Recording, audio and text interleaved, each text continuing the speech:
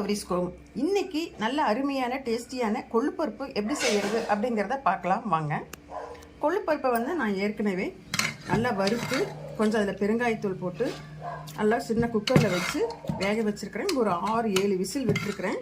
7 whistle விட்டு இறக்கி வச்சுருக்கிறேன் வேக வச்சு.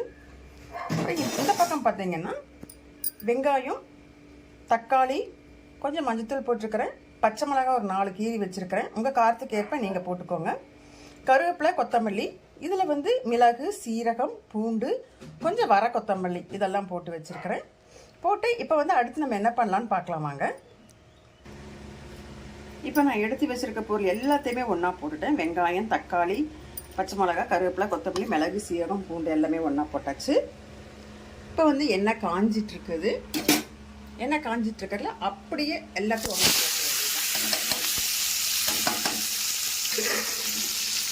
போட்டு நல்லா வதக்கணும். கொஞ்சம் ஒரு 2 நிமிஷம் 3 நிமிஷம் லைட்டாக பச்சை வாசம் போட மட்டும்.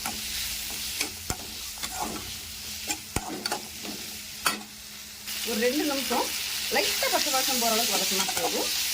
வதக்கிறத எடுத்து நம்ம கொள்ளுப்பருப்பில் ஊற்றிடலாம். இப்போ கொள்ளுப்பருப்பு எடுத்து ஸ்டவ்வில் வச்சுட்டேன். வதக்கின எடுத்து அப்படியே உள்ளே போட்டுக்கலாம். எல்லாமே போட்டாச்சு. மீதியே நல்லா தண்ணி ஊற்றி அலசி மூடி ஊற்றிக்கோங்க. கொஞ்சம் தண்ணி பத்தாமல் இருக்குது. ஏன்னா ரசத்துக்கு நான் எடுத்துட்டேன், அதனால் பத்தலை.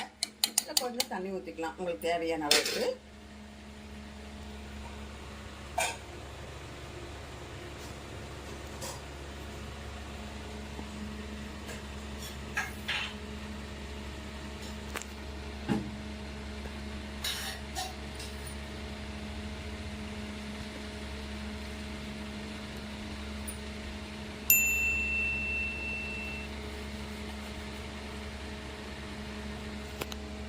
இப்போ குக்கர் மூடி எடுத்து மூடிடலாம்.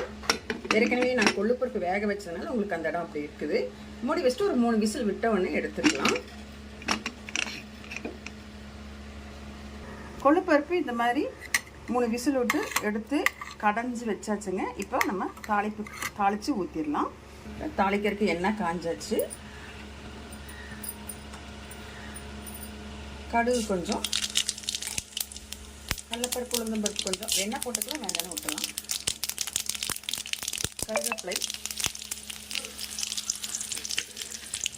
வெங்காயம் அழிச்சாச்சுங்க. வரமிளகா காரம் பத்தலை எனக்கு, 2 வரமிளகா போட்டிருக்கிறேன். உப்பெல்லாம் நீங்கள் கடையும் போதே போட்டுக்கோங்க. இப்போ இப்படியே எடுத்து தாளித்து ஊற்றிடலாம். அப்படி இல்லைன்னா நீங்கள் 2 கரண்டி எடுத்து இப்படியும் ஊற்றி தாளிச்சிக்கலாம். கொள்ளுப்பருப்பு நல்ல அருமையான டேஸ்டியான கொள்ளுப்பருப்புங்க. இதில் கொஞ்சம் தேங்காய் எண்ணெய் ஊற்றிக்கோங்க கடைசியாக, ரொம்ப டேஸ்ட்டாக இருக்குங்க. இந்த மாதிரி சமையல் வீடியோக்கு கௌரிஸ்கோம் சேனலை சப்ஸ்கிரைப் பண்ணிவிட்டு பாருங்கள்.